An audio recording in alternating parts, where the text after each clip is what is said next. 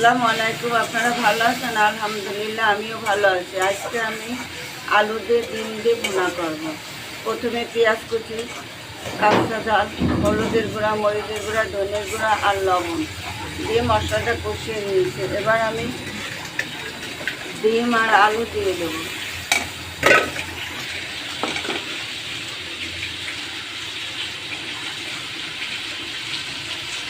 এইভাবে আমি ডিম ভুনা করি।